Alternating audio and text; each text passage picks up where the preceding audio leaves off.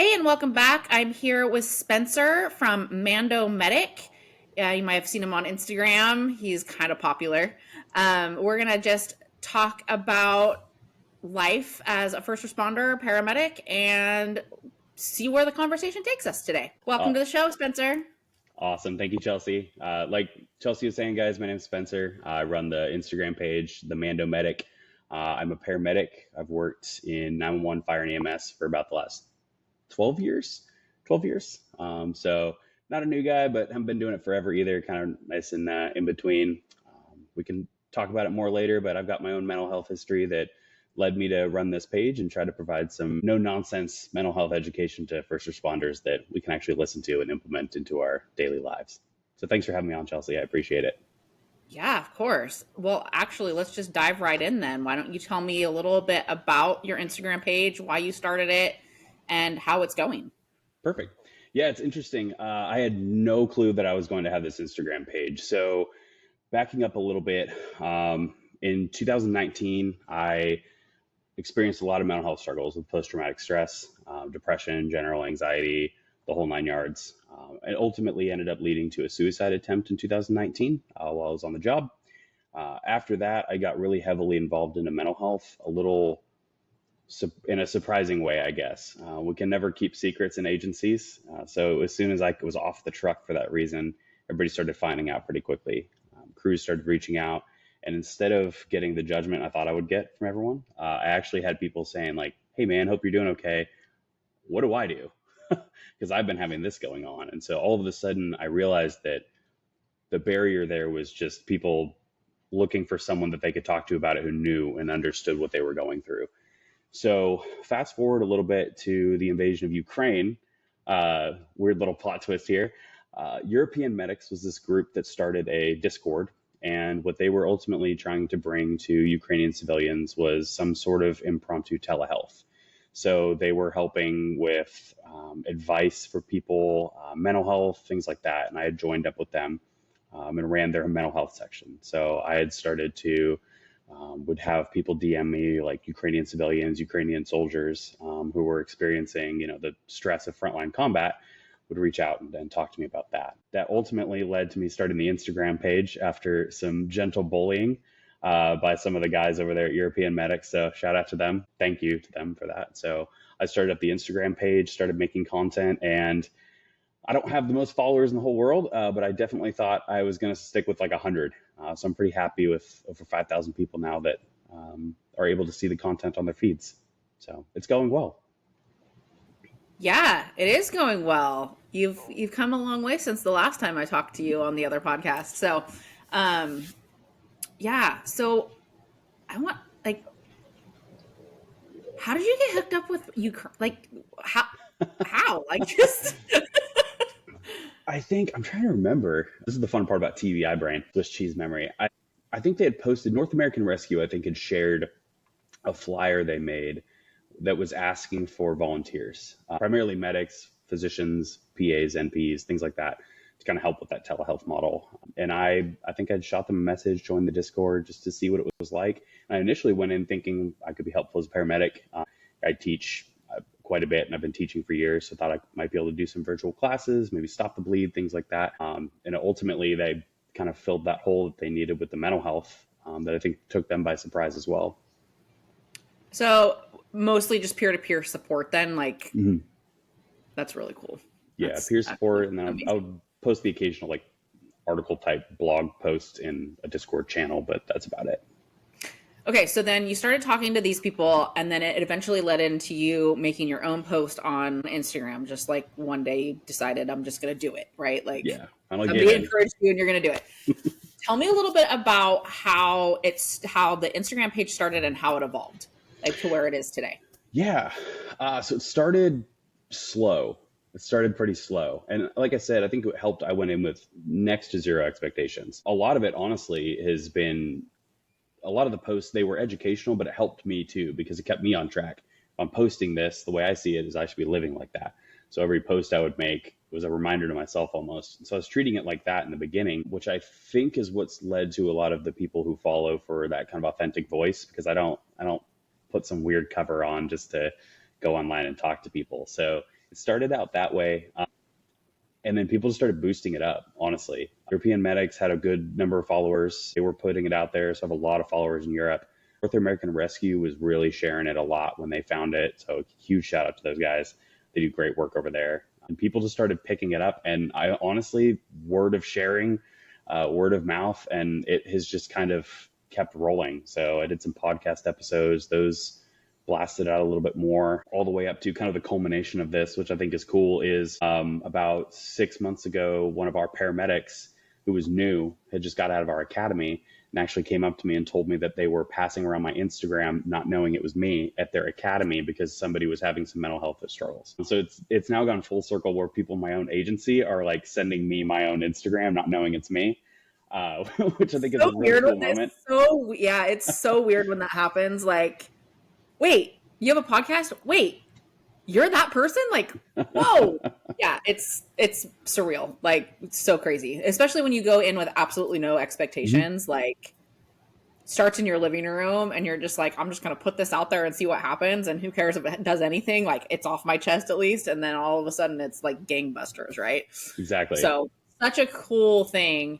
So I think we talked a little bit yesterday, just like over everything that's going on in America and mm-hmm. the discourse that's going on, the hate speech, the division, and how frustrating it is as a person in social media, a digital creator, to watch the unfolding of this rhetoric that's going on. How do you protect your mental health against that? Ooh, man, I am guilty of not, honestly. I let myself spiral into it more than I should. I'll do another little shout out. The Kevlar therapist, just Tyler, really good dude. He was in the Marine Corps. Now he got out. He's actually a licensed therapist now. He just made an awesome post about this today. But I think we need to disconnect more. We really need to, like, the joke is we need to go touch grass. We need to go touch grass. We need to get off social media. I actually, after the last few days, I've started to really debate. I'm not getting rid of the page, obviously, but I've started to kind of like this post and dump kind of thing, like post and bail, like just post and get off Instagram because it's everywhere. Like yesterday with the Charlie Kirk event, I started unfollowing pages who were sharing the video. People don't need to see that. It's somebody's father, somebody's husband. And I don't think it belongs on social media. Well, I would unfollow these pages, and then Instagram is suggesting new pages with that video. So like there's literally no escape to it. It's just right there in your face. I was actually really fortunate. I didn't know anything was happening until like 3 hours after it was happening. And then when I got to social media, I think it was James Boomhauer of Stay Fit for Duty that was like, you do not have to watch this video. And I'm like, what is he talking about? Because I love James. Like, he's probably one of my favorite influencers on Instagram. He's amazing. And I was like, what is he? If he's saying that something happened. So then, of course, I go down like the bunny trail of what is going on in America. And I find out that it's Charlie Kirk. And quite frankly, my children have been following him since the beginning of the year, probably during the beginning of the election cycle. And my first thought when I found out, I didn't see the video on purpose. Like, I'm like, don't watch the video. Whatever you do, don't watch the video. So I had no idea what exactly had happened. And my first thought, my teenagers were in school, and I thought to myself, oh crap, they're going to see this video. Right? Like my teenagers, my 15 and my 17-year-old who have been following this man, not because they necessarily agree with everything that he says, but because of the revolution he started in free speech, right? Like, like he's on college campuses. My college student may have interacted with him at some point. I don't know. But it's like, as a mother, it just infuriates me that I have to send my children a text message in the middle of the school day and say, don't watch this video. Yeah. Like, dude. Yep. Why? I know, it's insane. And it was interesting. I was having a conversation a little bit earlier with someone about, I think that it really changed. And here we are having this conversation on 9/11. News cycles changed that day. Yeah. Never in my recollection, at least, do I remember such a news cycle repeating itself over and over and over and over again over such a long period of time as I do 9/11, even today. And I think that that's when we all became information addicts, really. Hmm.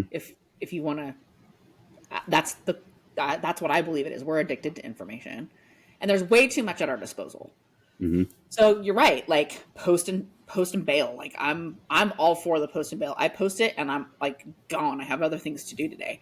And then I'll come back and engage or whatever. But yeah, touch grass. Please go touch grass. Like, Yes, and I'm absolutely. We telling my all kids need all to the time, more. like you do not need to watch that just because it's Mhm. available. Yeah. Like, yeah, Yeah. I love it's James's post on that. That was perfectly timed too. yeah. Because I it mean, didn't unfortunately look for me, like, I wish I hadn't have seen it because then I wouldn't have known. But at oh, the yeah, same yeah, time, yeah. I'm glad I'm like, it's like a catch-22. I'm glad I saw it, but I'm like, oh gosh, I wish maybe I hadn't have known. Like maybe I could have woken up this morning and still not known because I don't. This is the thing. Like we have social media streaming into our lives all day long, every Hmm. day. I don't even have cable TV or any way to watch the news in my house. Like I've intentionally done that, Same. and yet here we are. I can't avoid Mhm. these news cycles. They pop up in your algorithm, and like you said, you block the accounts that are sharing the video, and then another one pops up, and it's just this constant like. So fortunately for me, none of that's in my algorithm right now because I wasn't in it when it was first starting. Our brains can't process that kind of information that Hmm. fast all the time. Like Right. we need time to, this happened, how do I feel about that? You know, it's just, and then you talk about like my kids, like how are they processing that? Oh, And yeah. luckily they didn't see the video before I told them do not watch this video, so they did not watch the video. And we were able to have a really healthy conversation about like how they were feeling about it and all of that. But it's just devastating all the way It really around. is. Yeah, and that's the thing with the processing too. I'm glad you brought that up. I'm a huge history nerd, and I have a degree in Homeland Security, and so through that degree, one of the classes I take was on like mass media, right? And so it's interesting how it's evolved, and you bring up 9/11 on 9/11, like so the war in the Pacific in World War II was actually like some of the first instances of bodies being shown in newspapers ever. And what it was people started to feel differently about war after that because they saw it, right? And I think there's a difference between you seeing something like that and understanding it fully and processing it and developing versus what we have now where you see it and you see it and you see it and you see it and you see somebody cheering it on and you see other people being hateful and you see fingers pointing and it's just this whole conflated thing. Hmm. So I think we've gotten to the point where we just don't even have the chance to process anymore. It's just our amygdala is constantly just getting hit by more and more. Well, and then you add to the fact that maybe you're a first responder and you respond to incidents like that Yeah. in your lifetime. And what does that bring up for you as a first responder? What Oh does yeah. that bring up for your family as a first responder family? Hmm. Raises a lot of questions. Like there's a lot of questions right now about why were there not enough first responders on scene at a 3,000 strong person rally? Hmm. I mean, it's hard to dissect all of that Yeah. and be ob- objective in the moment, Hmm. right? Because all of these opinions are flying at you, like from all different angles. So I think we really do need to protect our mental health against social media, but then we also have to acknowledge that there is still mental health stigma. Hmm. And is it getting better? I think it is slowly. I think it is, but it's got to be the balance. I've actually started the thought of I've had a couple people at work do it and it's worked out. But they've deleted their Instagrams and restarted Yes. and curated their algorithms on the new ones. And I've heard good things. I haven't done it, but I've heard good things. And if I create a new page, like I already have the Mando Medic, so they're going to be linked. It ends up impacting the algorithms with the way it works. But I've heard good things about deleting Instagram entirely, restarting a new one, and then kind of curating your algorithm in a good way. Because I do still think social media is an awesome tool for a lot of different things, right? Like I get like 90% of my recipes off Instagram, honestly Ew. cooking. Yeah, it's amazing. And the mental health stuff. Like we have people like Boomhauer out there and Tyler who are out there preaching all this amazing information to people. So it's a gift and a curse. We just have to balance it. Yeah. And so how do you feel like things are going in the realm of first responders and in paramedics specifically, like in the mental health world? I think I think it's getting better and worse in the same hand. So just for background for everybody, so they're aware of kind of the perspective I have. I work currently for a large 911 EMS system. It's government based, very busy, pretty decently acute calls. We have pretty large sick population and a mix of like penetrating trauma, things like that. We're getting busy to the point where I don't think we're going to keep paramedics for longer than 5 to 8 years anymore. Wow. It's that level of busy where we just can't keep it up. And I think that that's where it's getting better and worse. I think people are getting more comfortable talking about it, but they're also seeing a lot more. They have a lot more compounding stress. It's those bricks, the proverbial bricks on the shoulder, are stacking up faster. I started in 2013, and not that long ago in the grand scheme of things. But when I had started, the volume I started working at, I just got frankly unlucky. Like I had six horrendous call of a lifetime pediatric deaths in 5 months. Those I just got unlucky. I mean, these are things I knew at the time. Firefighters have been firefighters for 25 years and never made a kid, like a dead kid, ever. So, but that's the thing, is I just got unlucky in 2013. But now in 2025, like people are running these regularly, just with the volume being higher and lower socioeconomic class areas. Like they're seeing this stuff at a higher level. So I think people are more comfortable talking about it, but I think that the volume is increasing for exposure. And what do you think? So you're saying 5 to 8 years longevity of a paramedic career. What do you think the solution to that is? Because here's my question: like, are we going to run out of medics? Like, are people even going to want to be going? I mean, we're already seeing this in fire service, right? My husband Oh works yeah. for Cal Fire, Yeah. and we're already seeing that people do not want to go into this line of work because they don't want the hours, they don't want the stress, they don't need the trauma. Fires are burning hotter and faster and longer than ever before, and they can't keep people. Hmm. Yeah. So, Yeah. and you're seeing it in dispatch, you're seeing it in police, you're seeing it everywhere. And I'm wondering if that's a generational gap, or if it's really because people are saying it's really not worth it. Like, or they're getting into it and they're like, I'm out after a certain amount of time. Yeah. I think it's a thick combination of all of those. The solution, that's a hard one.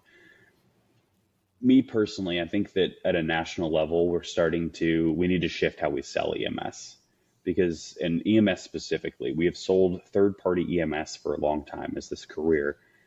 But a lot of the guys that were making these, recruiting flyers have been doing it for 20 years. Well, the first 15 to 16 years, let's say the first like 12 years of their career, they were running 3 or 4 calls a shift, maybe 6 or 7 calls a shift on a busy unit.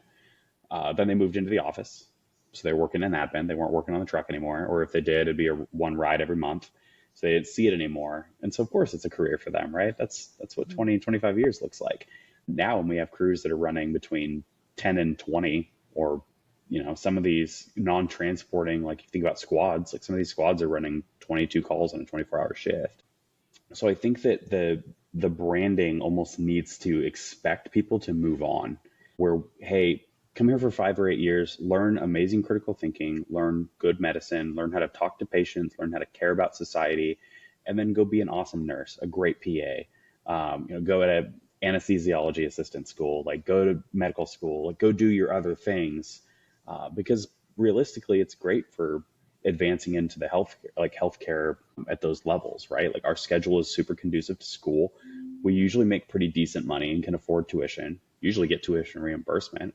You get networking and exposure with the healthcare field. So I think that's kind of where we need to shift, is expecting people to move on into more sustainable areas of healthcare. So, and thereby getting more nurses and doctors, which we already need, We right? already Like it need, they're going to be fixes better. yeah, that solution fixes the Hmm. whole picture, right? I Yeah. feel like this is the solution we've needed for a very long time, the one that you're talking about, if we're being honest. I know when I graduated high school, they told us that we were going to have a shortage of doctors by 5 years out. Like, and I graduated in 2001. So we're talking like, Hmm. this is the narrative that we've been in for over a decade now.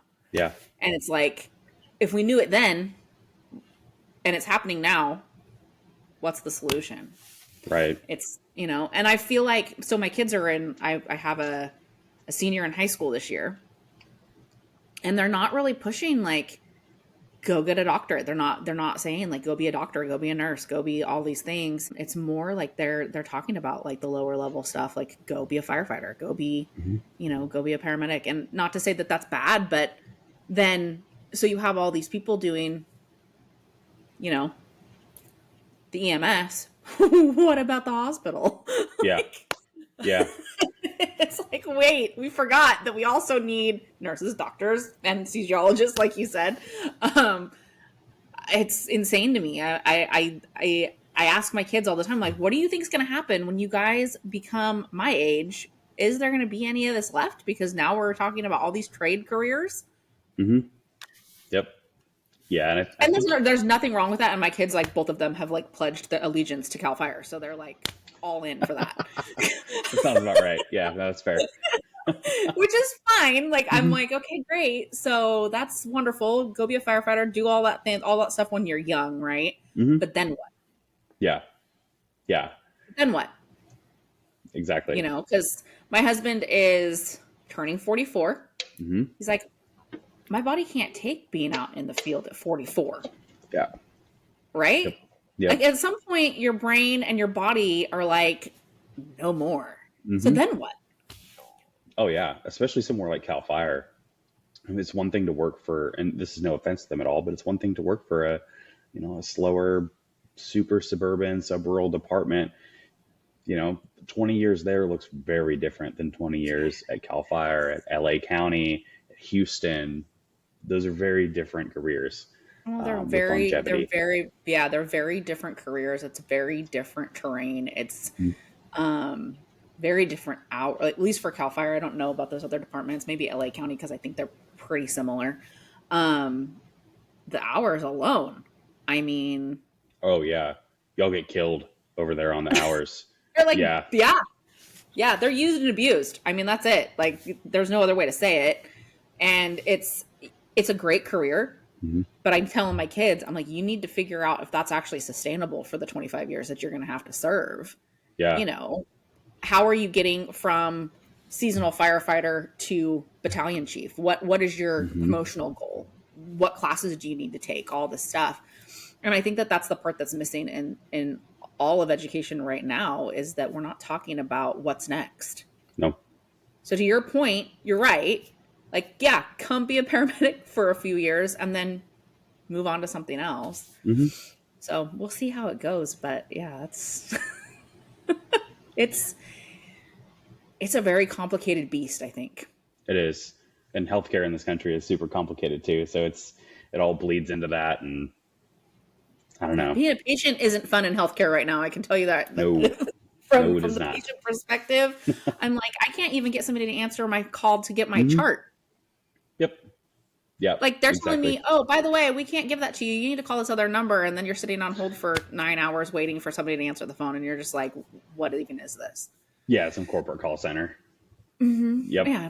My mom worked in a hospital setting for a long time. She was a pharmacy technician. And so, like, I've spent my childhood in hospitals, like, hanging out with all the people that work there.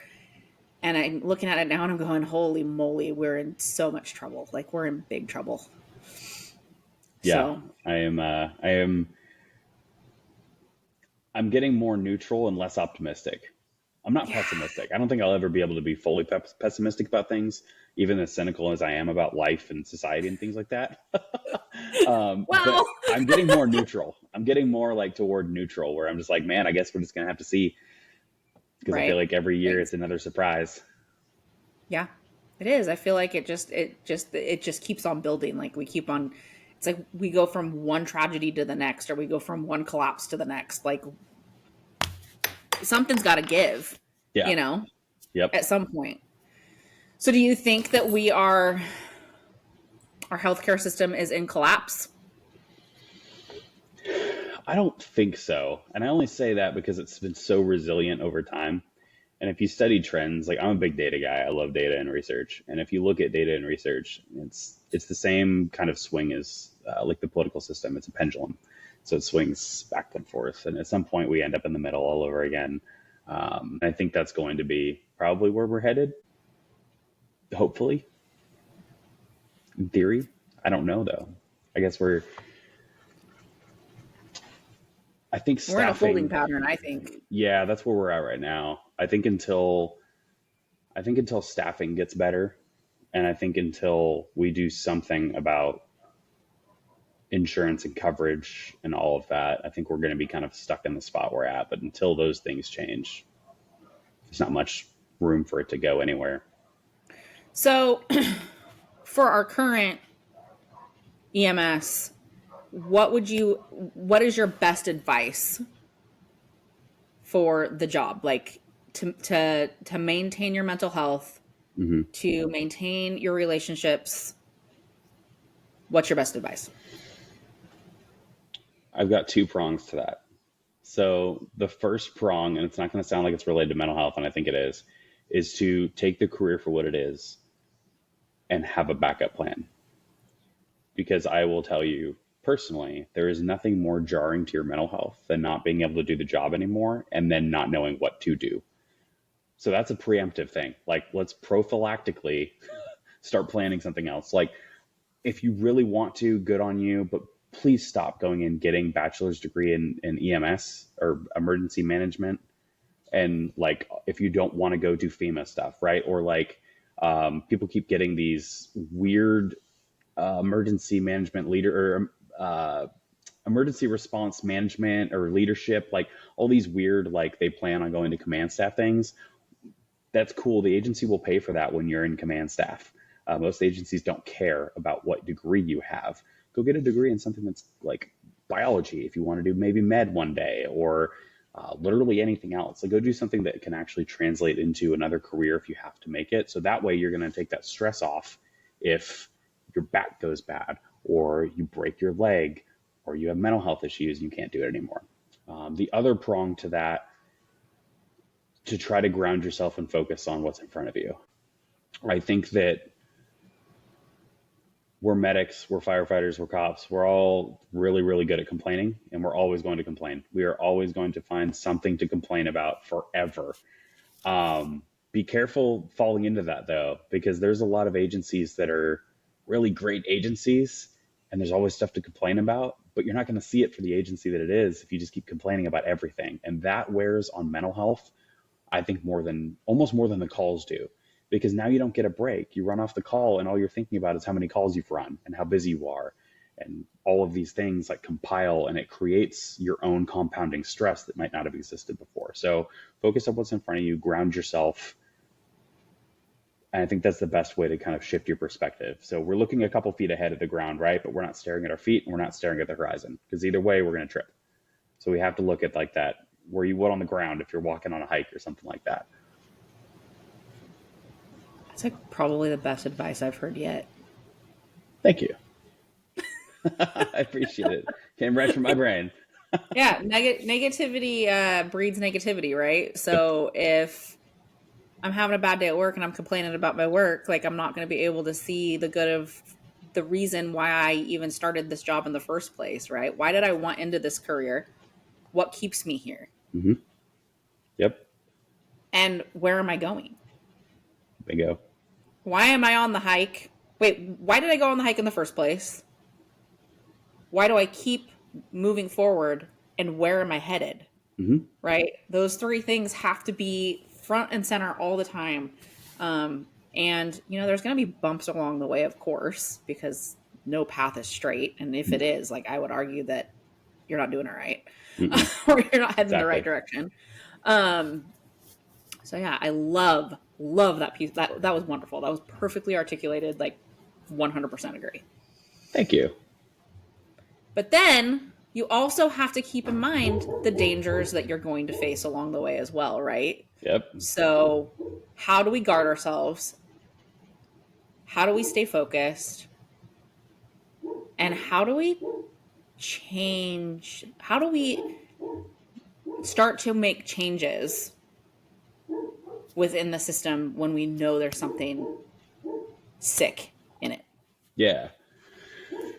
I think I'm a huge proponent of journaling. I like to write things down. I feel like no, it's not literally, but I feel like it pulls it out of my brain because now it's here and it's almost like physically manifested now. It exists more than it does just in my imagination. So I like to journal things. I think that and goal setting is the best way to figure out where you're going and what you want, right? Core values. That should be, I don't, it's wild to me, but it's not. That so many people don't have they don't even know what their core values are as humans. If you don't know what your core values are, how do you know what you should go do? How do you know how you should respond to things? And everybody has them, they just don't maybe know what they are. And so I think that's the base step we start with. We define our core values, we define what we want, and then start writing it down somewhere. Journal, a Word document, literally anywhere, the notes app on your phone, just start getting it out somewhere so you can actually look back and see it. And I think that comes into a lot of that like self-assessment and things like that. And then you can incorporate those tools, like go onto Instagram and find those mental health pages. And all of us post a ton of tools for that stuff. Like the resources are 100% there. Go find the ones that work for you. Because that's why we post them. Like I post every tool I can think of on there because not because every single one of them works for me, but because one of them is going to work for somebody. That's all I care about. And so go find those tools, but take initiative on it because nobody's going to hand them to you. Really, you have to go find them and take that ownership on yourself. And as far as the agency stuff goes, I think speaking up. There's now, I will say I'm very fortunate. I work at an agency that listens, truly listens. Whether our employees realize it or not, I work for an agency that genuinely wants the employees to feel successful and be successful and have their mental health supported. So I say that coming from that and recognizing there are agencies that will just straight up not listen. If there's an agency that just won't listen, go form your own peer support group, like on the side. Just text people and go meet somewhere. Go meet it for coffee. Go do something like that. Like you can make your own changes within the agency if they're not going to listen. But give it a try. Like I hear it from people a lot when they reach out for advice. The first thing I ask for is, have you reached out to someone and asked? 80% of the time, no. Go ask. Don't be shy about it. You know? Why do you think that is, though? But why do you think that they don't ask? I think it goes back to the negativity we were talking about, to be honest with you. And I see it too. I think it was a month or two ago, I heard somebody at work, and I'm the big bad guy in admin now. So, but I hear, like, I'm still friends with everybody on the trucks. And I heard somebody had said something about a previous chief that we had. And I was like, dude, you've been here for like 2 years. Like that was 8 years ago. You don't know. Like, what are you talking about? You know what I mean? But they just keep hearing all these things over and over and over, and they repeat it. And so I think it gives similar to that. They heard some third party story about a buddy's friend who went and talked to the chief and probably had a really bad idea that couldn't work logistically and got told no. And now they're going to tell no to everybody. And so they spread this stuff. And I think that's the problem, because now, similarly to like the events yesterday, if something like that happens, nobody wants to speak up anymore. Right? Now we're afraid to speak up because somebody got yelled at or told no, or some weird firehouse rumor about some guy getting demoted 3 times and sent to an outskirts station over an idea, which probably didn't happen. But I think that's what leads a lot of people to be afraid to come forward. Outskirts station, 3 demotions. I don't think so. Yeah, probably not. I've heard the story though, but I doubt it happened. No, I don't know. imaginations are wild. I would question if that did actually happen. Why did it happen? Like That's exactly, like, it might have happened somewhere at some point, but I bet you there was a reason. thinking there might have been a good reason. Things don't just arbitrarily happen; they happen for reasons, right? Like there's a reason that people get demoted.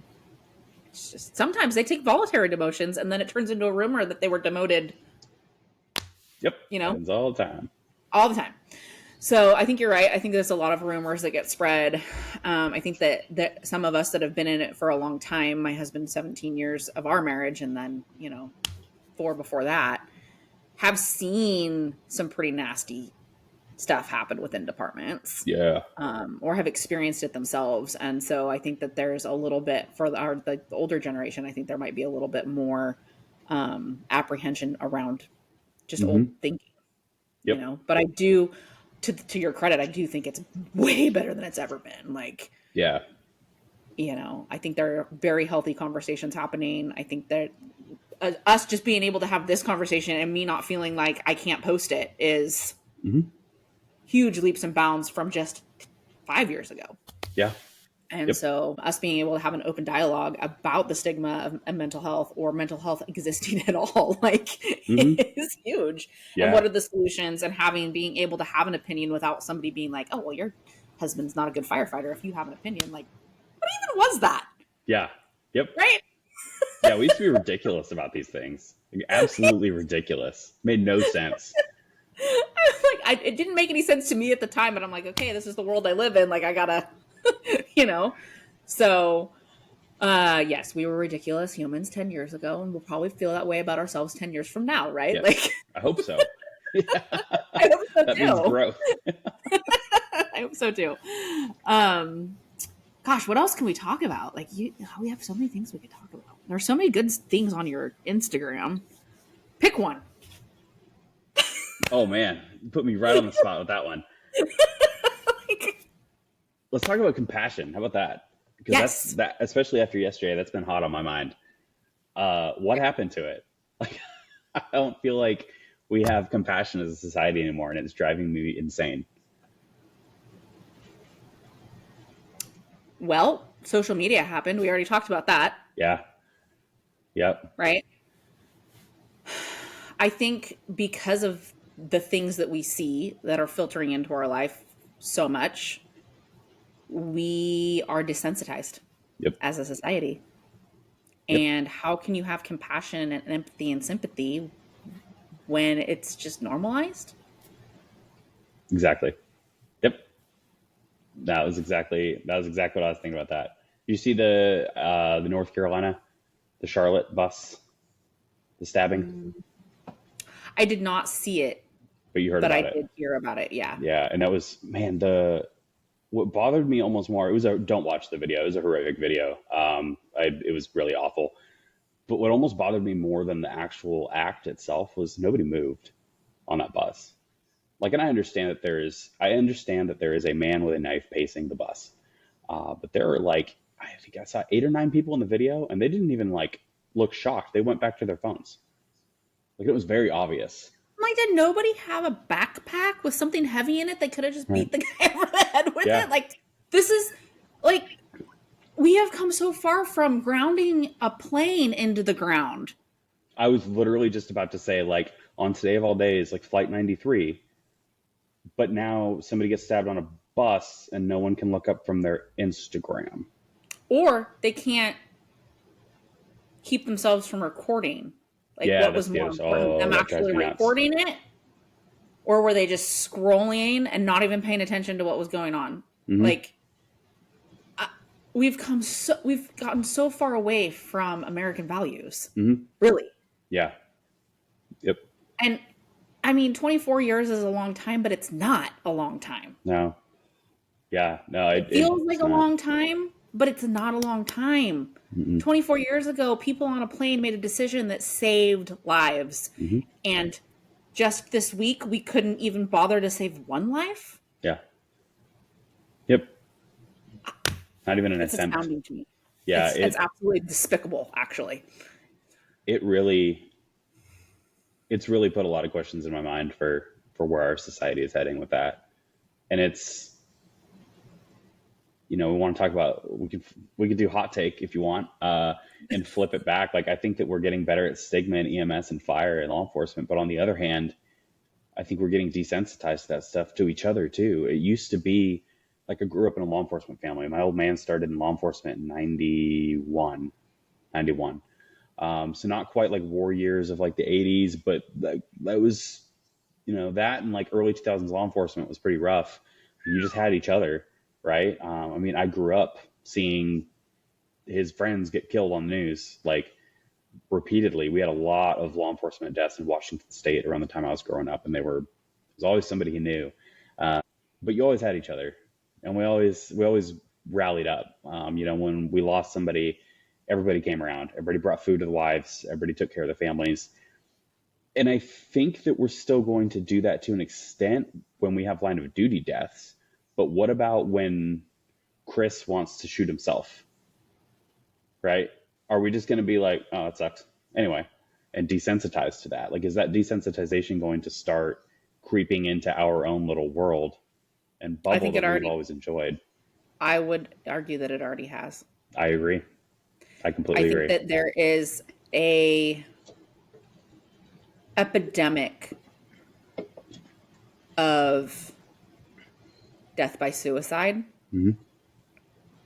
and we haven't acknowledged it Yep. as an industry, as a society. And I think that I was just talking to a therapist about this the other day. Like, literally, nobody's talking about it. Hmm. Like, nobody's doing the research on it, or if they are, we're not seeing the stats. Hmm. And I think we already are where you say we are, or where you are Yeah. afraid we're going to go. I literally saw somebody comment this morning on social media, it's humanity against insanity. Yeah. It's not the left against the right. Mm. Nope. It's literally humanity against insanity. And it just stopped me dead in my tracks. I was like, Mhm. it's true. I would agree with that. Yeah. I think we are in exactly what you are saying Hmm. or afraid is going to happen, because you're right. Like, and I think part of the issue here in California specifically Hmm. is we are so spread out. Yeah. So spread out. Like, nobody lives where they work, right? Mm-mm. We're driving. My husband has a 4.5 hour drive to get to his station every week, Oh, yeah. right? So he's working in Santa Cruz and we live in Mendocino, Hmm. right? So that's 4.5 hours, and he's gone for his, well, it's a 66-hour work week, but he stays because he's not going to drive home. Yeah. So he's there for 72 hours. And so, I don't know anybody that he works with. Hmm. I wouldn't have the first clue who to call. Yep. Yep.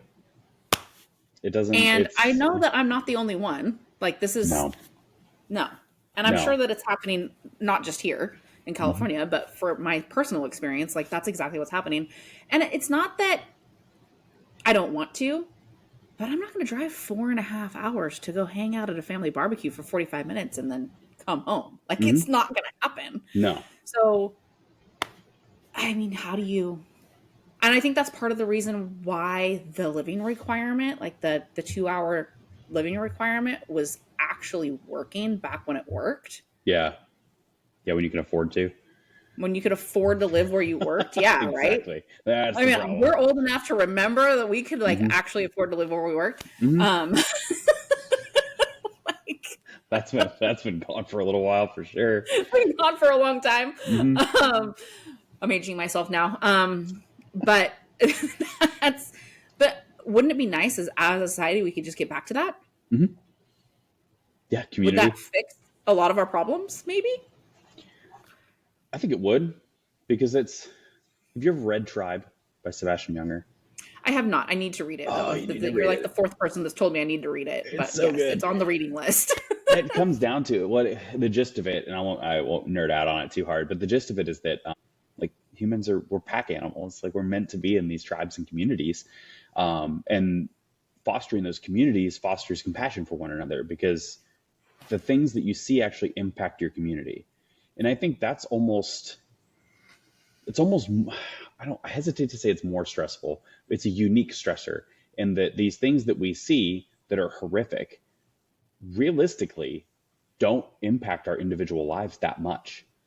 Like, they really don't. I'm a geopolitical nerd, so I look at stuff like I have a whole app that's just AI geopolitics, like intelligence, and that's all it is. Okay, okay, stop, because geopolitics today on TikTok blew my mind yesterday. Which part? The whole part, the whole day, because they do each day they give like a geopolitical, like, roundup. Uh huh. Yesterday's one was just like, oh my god, what is happening? Oh yeah. Did they include everything on it? Yeah. Nepal, all of it. I'm just Yep. like, what And then is Poland. happening? Yeah. Yeah. We see all that stuff, and it's a lot of that stuff has potential for future impact, right? But a lot of like the saber rattling stuff realistically doesn't impact me on a day-to-day basis. I'm still going to get up and go to work tomorrow morning. Hmm. I'm still technically working from home right now. So like all of those things like are are still moving forward. but we're having to think about it anyway. And I think like that kind of shifting our focus downward on community allows us to have a little bit more compassion, because you see the people that you're interacting with and you actually interact with them. It's not all these like imaginary things that are floating around all over the place. They're actual human beings that you know. So I would like to see us get back to more community oriented. And I think that would be really good for a lot of people's mental health. Hence this podcast. Exactly. This is exactly the conversations that I want us having. Like these real world, this is what's happening in my world face to face, like not necessarily, we're not in the same room together, but we're still face to face. We're still interacting and having real conversations about real things that impact us as individuals, right? Not just as individuals, but as a community. I mean, let's just face it, first responder community, it's a community. It's a lifestyle. We live a lifestyle. It's not some abstract thing that we don't connect to, right? So you're absolutely right. Like, I think getting back to community and really wasn't that the whole goal of the American experiment? I think so. Because that's really what it was. It was an experiment. Yeah. Yep. And that was the whole, we can go on to so many rabbit holes about that, but yeah, that was the whole point of mixing. Go ahead. That was the whole point of mixing everything. It was for everybody to bring their own perspective and culture and ideals into things and come together and make this beautiful blend of that. And yet it's almost like the fat on the top of like a broth now. Like everything's starting to float to the top and separate. And I hate that. Yeah, me too. It's like the family separated, specifically in this industry, the family separated from the first responder. The first responder separated from his first responder family. Like nothing is cohesive anymore. Nope. It's like, how do we get back to it? Right? It's a great question. I think people just need to start taking action. I think it starts with conversations just like these, acknowledging what's the first step in fixing a problem, acknowledging that there is one. Yeah. And then doing something. Yep. Anything. I think any forward progress is good progress, right? Yeah. Honestly. So it's like, I've been in this kind of like thought process now for a little bit over a year. We had a little bit of a critical incident in our own house in February. And my 17-year-old got a hold of an 80% dab pen, 80% THC dab pen. Yeah. And he was smoking it.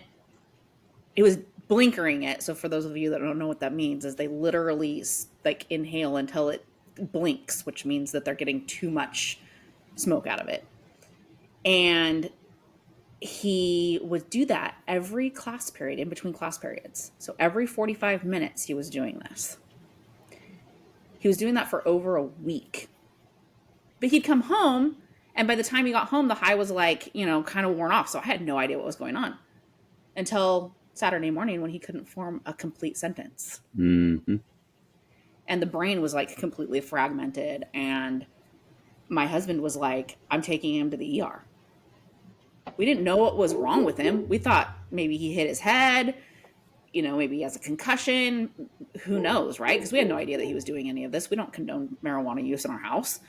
And I felt so alone in it. Because at some point in my husband's career, we could have called someone and said, he's not coming to work tomorrow. And they would have been like, what can we get you? What do you need? We're sending someone to you. They said, you can take time off. Yeah. That was it. Yep.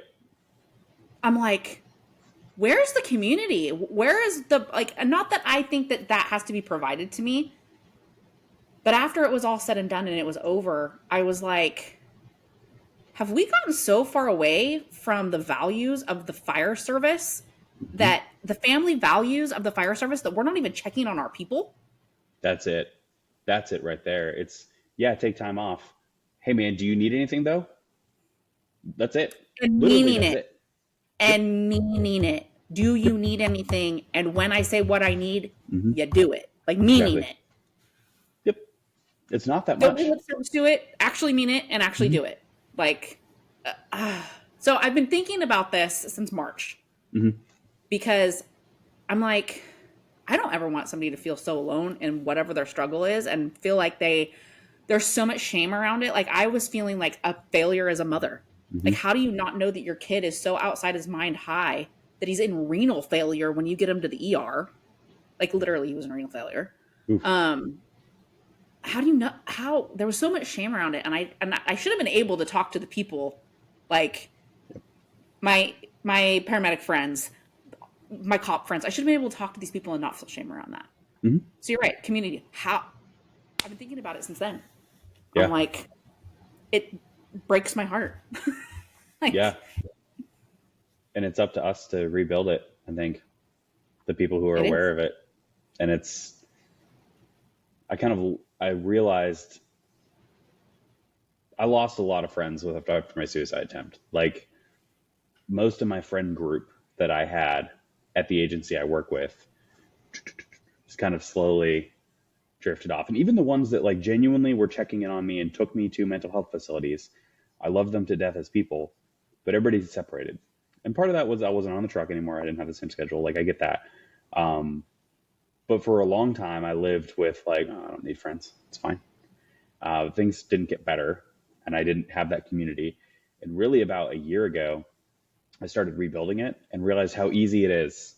It's not that hard. Like I literally just picked some people that seemed like we'd get along that work here. We're like, hey man, you want to go grab a beer? And they're like, okay. We went and got a beer, and like, you know what I mean? It's funny Mhm. because like I told myself forever that like, oh well, building communities, male community is really hard, especially when you're 30. It's not, especially, and I can only speak for men here, but we are simple creatures. Like, for the love of Beer and God, man. pizza. Beer, Beer and pizza, tacos in Texas. Like, if you go get tacos, like, brothers for life. So it's yes. really not that difficult. And I think that's a big obstacle for that. But I think people just Yeah. need to run with it. Yeah. It's the courage to ask Hmm. to go get a beer. Or in the female world, females love wine. We Yeah, love there you wine. go. We love wine and cheese. We love our charcuterie boards. Hey, do you want to come over for girl dinner tonight? Yeah. Like, and for those of us, I live in a very small town with very limited options on that kind of stuff, and so there's very few of us. So, and the few of us that are here are very busy. We all work. There's a lot of things going on, and so if you can't find it where you live, there are communities online, and I think there's Hmm. so many available now. Like it's so cool, like Fire Family Collective. I think that one just started recently. There's a first responder family collective that's being started. It's like you'll find your people, Hmm. Yep. right? 100%. And even if you can't find them in person yet, like, that's another thing to think about these pages that like myself, I think I can speak for Boomhauer on this. Like Tyler, Yes. people like that, where like reach out to us. We're happy to help you with that stuff too. Because I might have just gotten a message the week before from someone who was asking about community. Mm-hmm. You Mm-hmm. never Mm-hmm. know, and that's the cool part. Like you have these people that are connected from all over the place, and people like myself and James and Tyler who are building communities, not pages, communities. Mm-hmm. Um, like we're happy to talk about that stuff and try to help you out Well, and and move I it think for forward. you and me and the Boomhowers of the world, you're right. It is about community. It's not about the followers. I could care less how Mm-mm. many people follow me. If No. we're all having a collective conversation, I'm Mhm. happy. Yeah, I don't care Like about the number. I don't care. It doesn't matter to me. That's not what I'm here for. I'm Hmm. here to speak my truth so that somebody feels heard and seen and make friends. Like that's it. Hmm. That's all. Same. It's the best And way to live hopefully it. find some people that like get it. Like Yeah. it's so refreshing when you actually do find those people because then you feel so much less alone. Hmm. Like I actually had the opportunity to meet James in person finally after like 5 years of knowing him online. Yeah. It was like the coolest thing ever. It was like the best. He's amazing. I love I him. cannot, He's one of my cannot. favorites. He always has been. He's just such a good dude. It's hard to He not is. love him.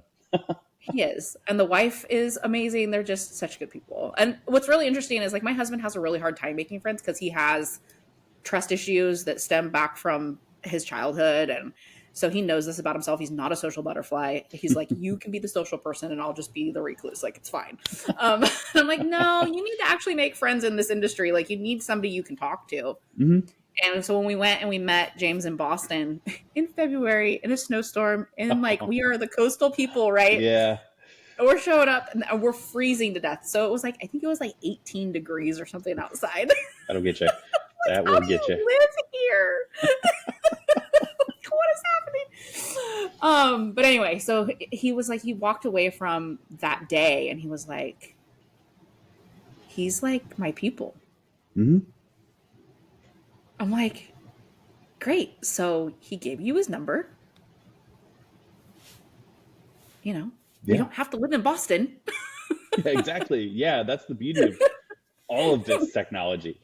Yeah, we have FaceTime, we have, you know, Google Meet, we have text messaging, we have social media, like we have all the stuff. Hmm. So I think the community is what you make it, Hmm. right? Yeah, and that absolutely is the solution to the problem. I think so. And it's then the community not going after the other communities, right? For the love of God, people, like, let's just, how about we just expand the community instead of like, you know, those games this is gonna be a stupid analogy, but I love stupid analogies. You know, those games where you like draw the circle around the other circles, you try to eat that circle to make your circle bigger. Stop doing that. Who designed that game? That was a really dumb game. It's a really dumb game. With the It's also snake kind that of society. the snake that like tries to Snake like Eye follow snake or whatever. Yeah, I'm Yeah, like, you have to eat the no. tail or whatever. Like, Yeah, that's what we keep doing to each other, though. Like, stop. You don't have to. Anyway, yeah, expand your no. community. Don't just eat up other communities and attack them. Right. And like be open to new ideas and maybe changing your frame of mind a little bit, possibly. Like, That's what drives me crazy is, again, being a history nerd, we live in like the most comfortable era of society. I can understand why communities hated each other in 400 AD. You know what I mean? Like, it was either kill or be killed back then. Like, you mhm, had to survive. It is 2025, my guy. Like, we do not need to do that anymore. mm-mm, We live in an mm-mm. era that is literally the easiest way to just get along with each other, and we can't. Maybe that's the whole problem. Maybe it's too easy. It's probably too easy. That I have a whole nother. That's where Chad. I have a whole nother opinion on that one, and I completely agree. It's way too easy, but yeah, Way too many comforts, I hmm, think. I agree. I like literally have taken the comforts away from my children. Hmm. Makes them better Like, people, I think. no, you're gonna go outside and split firewood because you're gonna put firewood in the fireplace. Yeah. Like, Yep. Yep. mhm. Yeah. And no, we're not gonna go buy lettuce at the store because you're gonna go plant it in the garden. There you go. I love that. I love it. I genuinely think that's going to make them better people. Yep. Yep. Yep. And when they were younger and they wanted iPad time, they had to earn their iPad time. They had to read something, they had to go outdoors, they had to do a chore, and they weren't allowed to say they were bored. Oh, oh man. I remember that as a kid. I'm like, if you say you're bored, you're going to be washing windows. And Yep. is that enjoyable? Yep. Yep.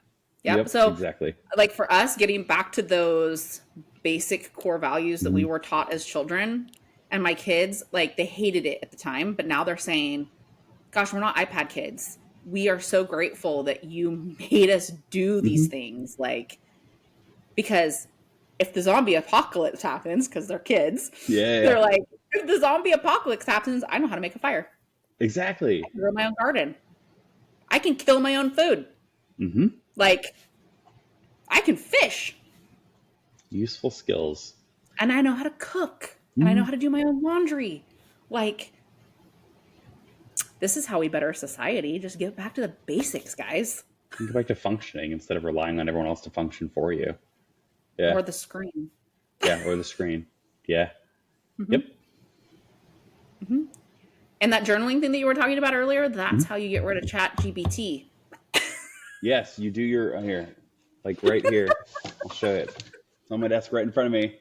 Oh, I love I it. have it everywhere. Like, just write your thoughts down. You can fight with yourself in a journal. And you look a lot less crazy than trying to fight with yourself out loud. 'Cause I've done that. I don't know if I fight with myself out loud when there's nobody around, but That's okay. I think it's all about the setting. Just not in the middle of a grocery store. Yeah, it's really okay to sit in your car and scream before you go into work or before you come in home. Like Yeah, it's these great. are, Yeah. these are normal. Well, everybody's desensitized, so nobody will probably check on you. So they're actually, you might be able to. Right, you're screaming in your car and nobody cares. It's Yeah. okay. They just roll their eyes and keep walking.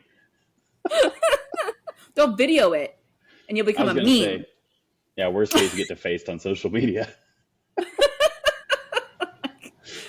Man, well, this has been so much fun. It was great talking to you. I love this like open dialogue that we can have. Any last thoughts before we wrap it up? Everybody just take care of yourselves. Like define what you care about around you and just focus on that right now. I think that's the biggest thing. We can expand and we can build our communities and we can do all those other amazing things, but if we don't have a rock solid foundation in front of us, we're building it on sand. So just take care of yourself, what's around you and what's important to you now, and then we'll focus on building the other stuff once we're stable. So Okay, so on that note, you talked about core values for a second. If yes. people don't know what their core values are, how would you advise that they try to figure it out? I think that the way I did it, I'm trying to remember exactly how I did it. There's a website too. I might make a post about this. It might be the best way to do that. My therapist did give me a website, and you can actually take like a quiz, and it defines them for you. So let me try to get that to you. Maybe you can put it in the show links or something like that. Yeah. Yeah. But then ultimately, the way I did it was what values, not just what values I think I have that are valuable, but what values do I want to have? So, what kind of person do you want to be? And what kind of life do you want to live? And what does it take to get to that point and make those your core values? Because those are what you fall back on in adversity. That's perfectly stated. Thank you. And that's why I asked. Perfect. Okay. So tell us how to reach out to you, how to find you. Yeah, really easy. There's only one spot to do it. It's at the Mando Medic on Instagram. I am super responsive to DMs unless Instagram throws you into request jail, which I check fairly regularly. But yeah, feel free to follow, hit me up, ask questions, whatever you got. Well, thank you so much for this conversation. It was great. Right back at you, Chelsea. Thank you.